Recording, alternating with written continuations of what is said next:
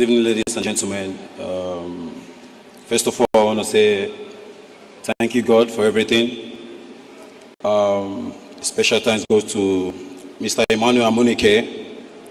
Without him, I don't think I'll be standing in front of you guys. I don't think I'll be standing in front of you guys holding one of the most prestigious awards in world football. It's a dream come true for me. I want to thank everyone that have seen me through life's journey in achieving my dreams, in achieving my goals. I appreciate Nigerians for their support. I appreciate Africa for putting me on the map, for encouraging me, for defending me, regardless of my shortcomings. Thank you so much. I also thank Emmanuel Adebayo for his encouragement. Solomon Kalu, I appreciate you. Every African legend that I've looked up to while growing up, that have inspired me. Can't forget DJ Drogba, my role model. Thank you so much. Thank you very much. I appreciate you all. God bless you all. Thank you so much. Congratulations, Victor Osimen. Victor.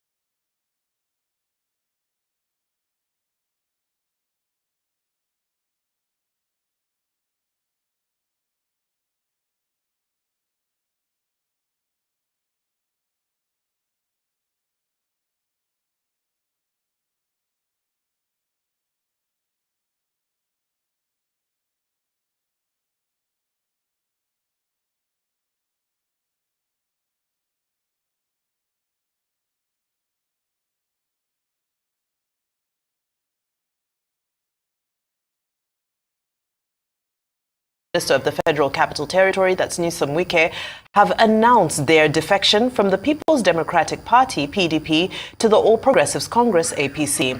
Now, the lawmakers loyal to Wike, the immediate past governor of River State, announced their defection on the floor of the House during a sitting on Monday. Our rights correspondent Andy Omanu is standing by to give us an update on the political crisis in the state. Good afternoon, Andy. A very warm welcome to Newsday.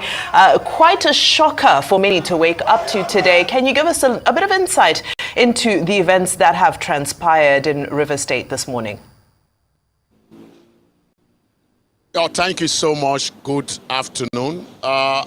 River State has been in the news lately precisely since October the 30th this year, when this same group of lawmakers loyal to the immediate governor of the state and the current minister of the Federal Capital Territory allegedly planned to impeach the sitting governor in the person of Sim Fubara. And since then, the political crisis in River State has happened in what we call a theater in an episodic manner. And this morning, we woke up to the news that 27 of them, in the wee hour of this morning, find their way into the hallowed chambers of the State House of Assembly complex. You will also recall that that same hallowed chamber of the complex was set ablaze a couple of weeks back, and they sat this morning for less than 15 minutes, where all 27 of them decided to decamp to the opposition or Progressives Congress. I must quickly add that this is a House of Assembly that has 32 lawmakers. And so if you take 27 from 32, what you have left is 5. And even that 5, the entire 5 are not following the incumbent governor. It is only 4 of them that are following, because 1 is a Labour Party legislator. And so that is the situation we have at hand right now. And it will be very, very appropriate to say that there is an uneasy political calm in Port Harcourt, the River State capital, as we speak, because everybody, especially those who don't have their finger in the political happening in this state, are watching to see what is going to happen next. As I speak with you, the governor is having a state executive council meeting in Government House, and I want to believe that this defection by the 27 lawmakers that used to be in PDP to the APC will be on the top agenda of that discussion. And so that is where we are now. We are trying to track who and who we needed to talk with. First of all, we want to meet with the acting chairman of the PDP to find out his perspective about what has transpired today. What is going to be neat for his party? Is he going to move like the 27 lawmakers who have all of a sudden jumped ship to the opposition political party, the APC? And so this is where we are. And I want to believe that between now and evening, a lot of political talks are wagging already. A lot of permutations are on. People are saying a lot is going to happen between now and weekend. But we are waiting to see how the political pendulum will swing. With the movement of these 27 lawmakers having moved, are we going to have other movement of other political heavyweights in the PDP in River State to probably the opposition or Progressives Congress? The days ahead will surely let us know that. Over. Indeed. Thank you so much, Andy. Now, you did mention that the governor is currently in a meeting. Of course, it might have plenty to do with this defection. But do you get a sense that he's currently uneasy based on this? Because we did have, I believe it was the Commissioner for Information last week, saying that he was unperturbed with what was going on in the state. Do you think he's starting to feel the heat as a result of this? Okay, thank you so much. For me, I would want to say that, yes, even if the governor has been unperturbed about the political situation in the state, what has happened today is likely going to give him some deep introspection. He needs to do that, because if you have a 32 legislators in the House of Assembly where you are the governor. Remember, there are three arms of governor: the executive, the judiciary, and the legislature. And if 27 of the lawmakers have moved to the opposition political party, it's just likely that they have something politically up their sleeve. And I don't think the governor should still be unperturbed at this stage that we have gotten to in the political development of Rivers State. He must be conscious of what he wants to do, because if he has not killed his lions before now, I think this is a time to do it, because the lawmakers those who have moved today seems not to be backing down, because people are already very worried that how come that there is a court injunction saying no lawmaker should move into the hallowed chambers of the State House of Assembly to conduct any proceeding. We've had it. Today's zone makes it the second or the third time that this group of legislators have had an easy access into the hallowed chambers of the House of Assembly complex. And so I want to believe that the governor should, I don't want to say he should wake up. The governor should be worried at this point now, because like they say in Nigeria politics, when situations are the way they are here and now, anything is very possible. But of course, they say when two elephants fight, it is the grass that suffers, because since this political crisis started, there's been no legislative business at all. Bills have not been passed, except one or two of them that were haphazardly passed, debated in the floor, and it was not by the entire House as it were. And so that is where we are. The governor, I want to believe, will want to start thinking of what to do next, even as the 27 opposition legislators are also plotting what they intend to do next in this political chess game. Right. Andy, I know we just have, some very few moments remaining, but very quickly, of course, what everybody is thinking and not saying is the big I word, which is impeachment. Just giving your sense of what's happening on the ground, are there still any windows for Governor Fubara to escape this? Well, I think if I get you correctly, when political situations turn the way they are now, right now, in any state, especially since the birth of this current republic, 1999, what many will be thinking about, even those who are political, is that there is going to be a likely impeachment. But nobody can put a finger on that right now. But if you ask me, that is what seems to be the position of one or two analysts who are monitoring developments here. But is that going to happen? Is that not going to happen? The next couple of days would give us answer to that question.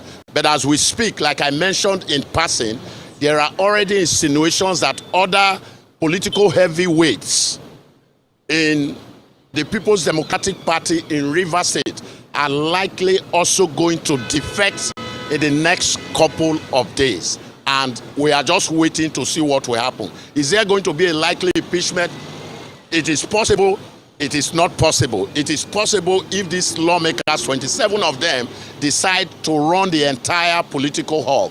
It is not possible if the governor on his part is able to throw what I refer to as political carrots and political carrots to these lawmakers who are bent on running the way they want to run in order to have a full control of what is going on politically in Rivers State. All right, correspondent Andy Manu live from Rivers State capital, Port Harcourt. Thank you so much for your update and analysis. We appreciate your time here on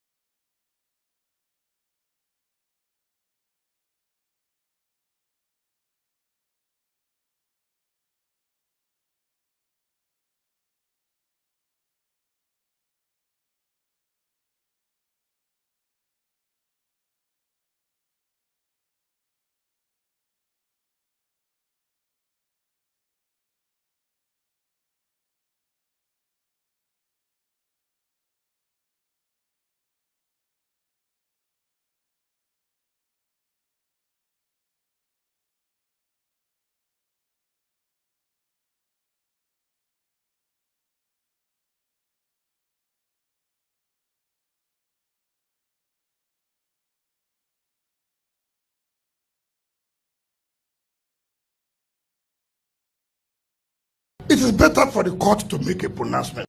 So everybody will have to be careful. You give somebody an umbrella, the next day he defects. EFCC will come. He said, no, let me join them. So EFCC will not be against you. You carry the vote of another party and you join another party. Can you transfer vote? You work hard for somebody to win the election. Tomorrow the person says, no, I have defected. If you are defecting, leave the seat. If you know it is easy. And this will checkmate most of the political harlots who will never sit one place, looking for excuses here and there. I was insulted by my ward chairman. I'm leaving the party. Look at it. They did not allow me to bring a councillor. I'm leaving the party. Because you believe that they cannot take your seat. This is a clear example. To strengthen democracy, it is better for the court to make a pronouncement. So everybody will have to be careful. You give somebody an umbrella, the next day he defects. EFCC will come. He said, no, let me join them. So EFCC will not be against you. You carry the vote of another party and you join another party. Can you transfer vote? You work hard for somebody to win the election. Tomorrow the person says, no, I have defected. If you are defecting, leave the seat. If you know it is easy. And this will checkmate most of the political harlots who will never sit one place, looking for excuses here and there. I was insulted by my ward chairman. I'm leaving the party. Look at it. They did not allow me to bring a councillor. I'm leaving the party. Because you believe that they cannot take your seat. This is a clear example. To start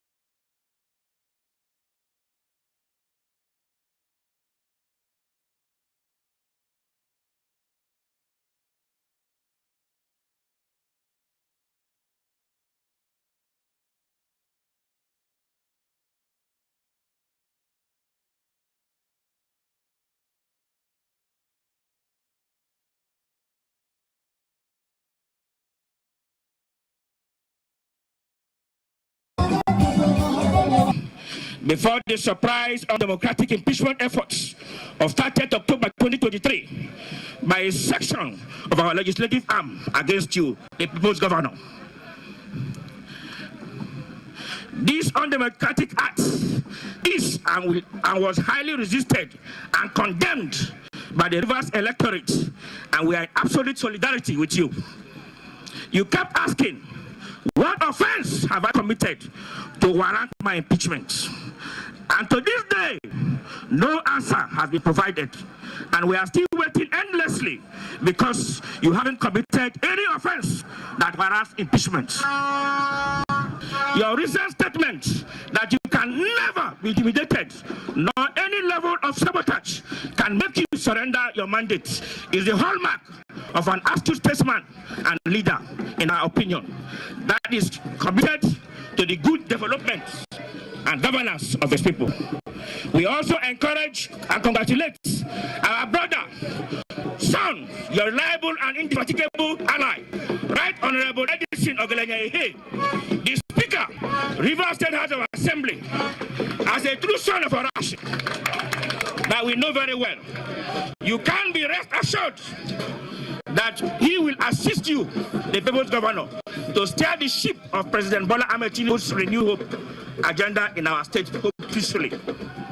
We also condemn in its entirety the attempted attack on the life of our son, Right Honorable Edison Ogelenya at his residence on the 19th of November 2023. We are tempted to believe that the reason for this attack was because of his support for you. I was face of APC in Ahuda West, but today, by the grace of God, by the will of God, by the directive of the Holy Spirit,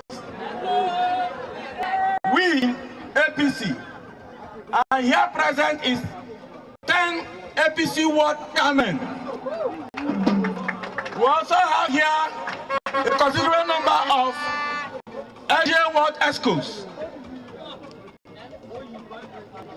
I also have, just yesterday evening, about 10 leaders whispered to me that they want to join us. We are here to support the God-chosen governor of Rivers State, Semelai Fubara. God has placed Fubara there, and that is why we are here.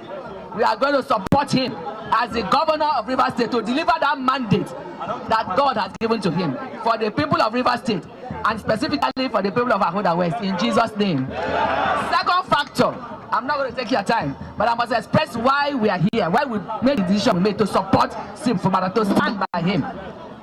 Secondly, Sim Fubara had decided to endorse an Ekpe son as the Speaker of the Rivers State House of Assembly.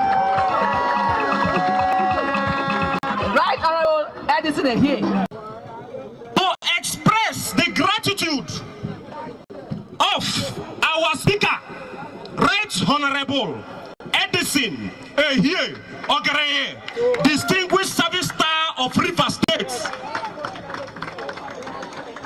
His gratitude that over 5,000 decampees from various political parties are now here to show support for the God-choosing governor of Rivers State. Ama Opus Senebo, Sir Simini Alai Joseph Fubara, Grand Service Star of Rivers State. the Speaker of the 10th Assembly, Right Honorable Edison Ehie, he has said I should greet you and tell you that at the appropriate time he will come to speak to his maternal people. He is Ekono Ahuda West.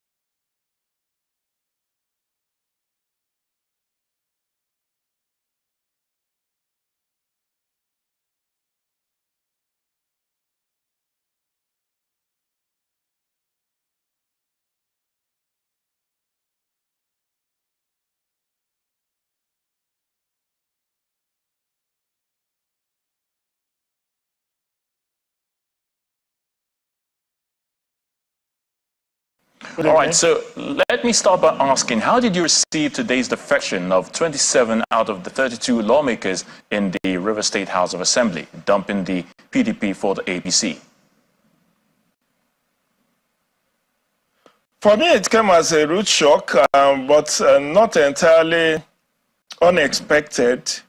Why it was shocking was because I thought with the president's intervention some weeks back, the two warring factions will have sheathed their sword and allow peace to reign. But as one of the earlier commentators said on ground in Port Harcourt, the fact that APC last week or thereabouts dissolved his Rivers State State Working Committee was a prelude to what we saw today, in which case they knew, they had it in the offing that these lawmakers were going to come.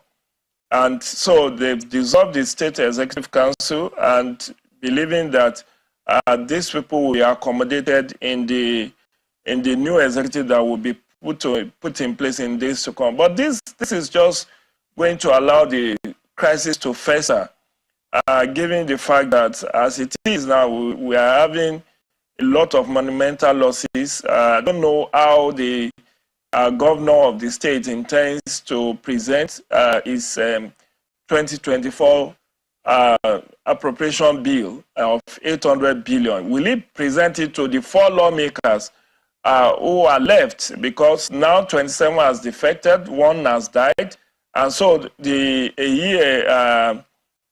faction has only 4 lawmakers with them. So will it be proper, and can you say lawmakers, 4 lawmakers can legislate for the state out of 32? So that's the conundrum. And for those who are saying the seats have been declared vacant, it's only the Speaker of the State House of Assembly, according to Section 109, subsection 2 of the Constitution of the Federal Republic of Nigeria, 1999, as altered. It's only the State Speaker, the State Assembly Speaker, that can write officially to INEC to declare those seats vacant. Will the Ehie faction, constituting just 4 people, be in a position to write the INEC chairman to declare these seats vacant? So it's thrown more questions than answers, but I think this is something that leaders of thought in Rivers State should mediate and allow sleeping dogs to lie. I mean, Nyesom Wike, the godfather of Rivers politics as of today, said the rift is as a result of the political structure that the governor wants to hijack. So if it takes the mediation of elders, both partisan and non-partisan elders of Rivers State, something should be done quickly before we start losing lives in Permit me to come in there. Of course, the Rivers State, we know that the House of Assembly has a long history of political crisis, but some observers think this is coming in too early in the administration of Governor Siminalayi Fubara. Do you think so? Do you share this thought? Very well. I mean, there's no two-way about it. This is an administration that is barely 6 months old, and you are already in a crisis situation like this. So it portends ill wind that blows no good for an administration in its infancy to have this kind of political crisis on its plate. Like I said, it's going to impact on governance. Already, the arson that took place on the State House of Assembly will cost perhaps billions of naira to fix. Recall that on the 30th of October, the dawn of 30th, the State House of Assembly was set on fire by unknown arsonists. So that is already an economic loss. And then you have scenario where there have been allegation of assassination attempt on the Ehie's group, the Speaker of the four-member group. And we don't know what fallout will come in the days to come unless this is quickly checkmated. Then we now have the security agencies allegedly taking sides, and that is not good for the image of the Nigerian police.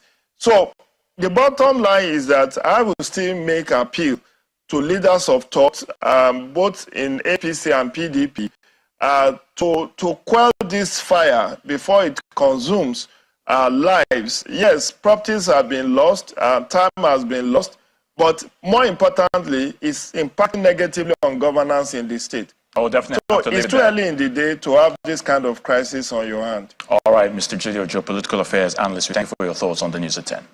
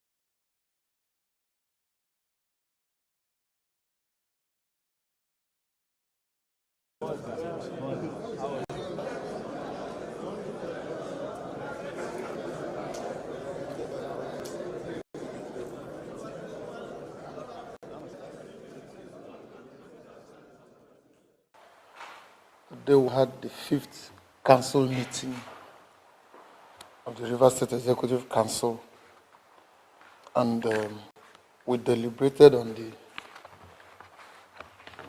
medium-term expenditure framework, which is usually a precursor to discussing the budget. Is an act of the Rivers State House of Assembly, Law number 8 of 2010, that makes provision for preparation. And that document, an 86-page document, was also presented for consideration, which had the budget estimate. The council deliberated on the budget estimate so presented by the Commissioner for Finance, and concluded that it was a well thought out document, and the budget estimate for 2024 is 800 billion.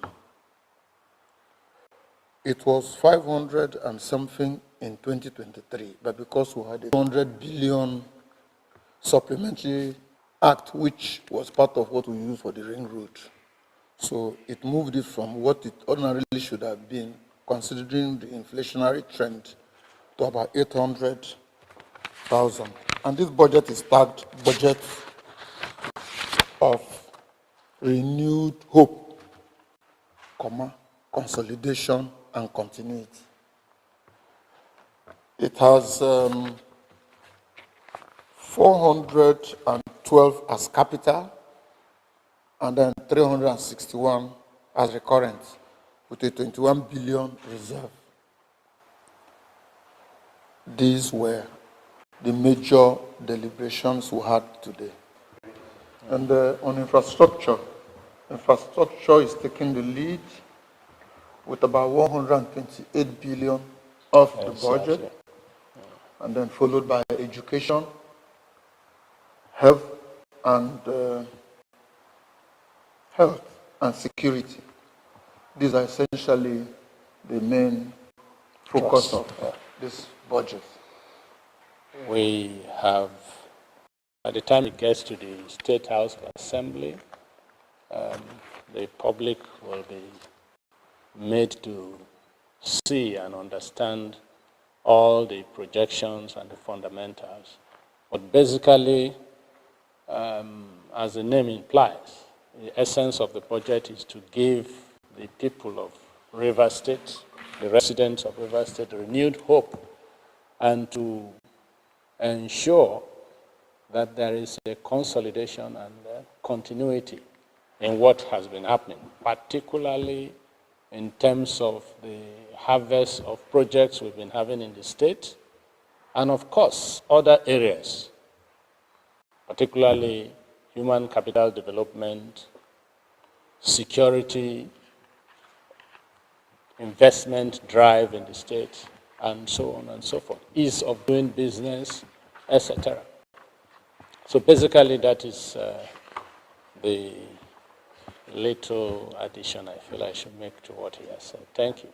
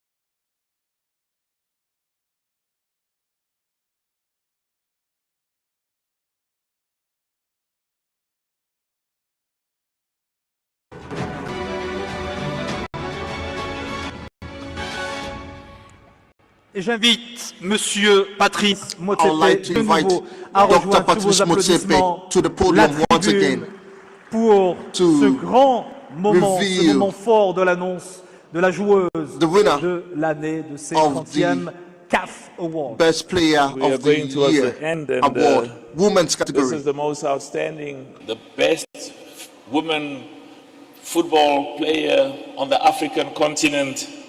She's from the beautiful, beautiful country. You know, I can't see anyone. Asisat Oshuala. Asisat Oshuala, Best Woman Player of the Year from Nigeria. Congratulations once again. Yes, can we please give her a big round of applause as she's coming up on stage to receive her trophy. She's dressed in her country's colors, the green and white. Congratulations. Asisat Oshuala, joueuse africaine de Asisat l'année, Oshuala, qui reçoit son Women's trophée des Player mains de of the Monsieur Year, le Président. who just received the trophy from President Patrice Motsepe. Good evening, everyone. I'm sorry, I'm nervous. This night, I would love to use this opportunity to thank everyone who's been part of my journey, from grassroots football to national level to club side. Because without you, my coaches, my teammates, there will be no me. Football is a team sport. It's a team game.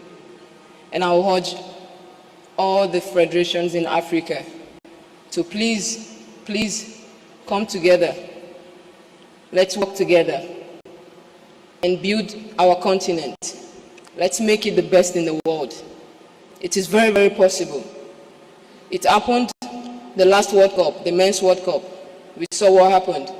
We shocked the world.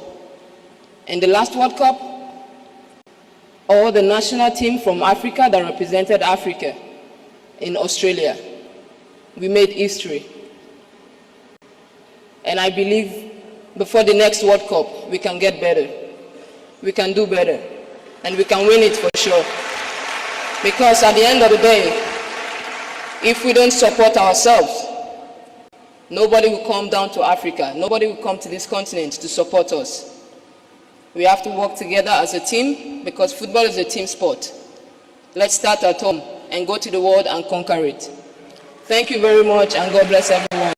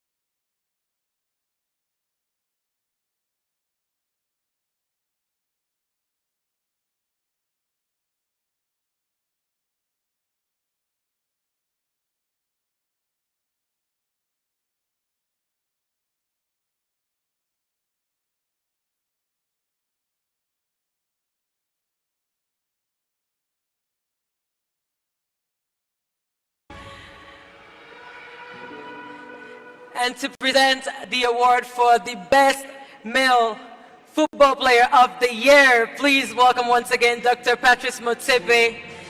He has tonight the destiny of these three brilliant young men in his hands. I think we should start by clapping hands for all three. They are the best. They make us proud. They are the best from the continent. Each of them is a winner. And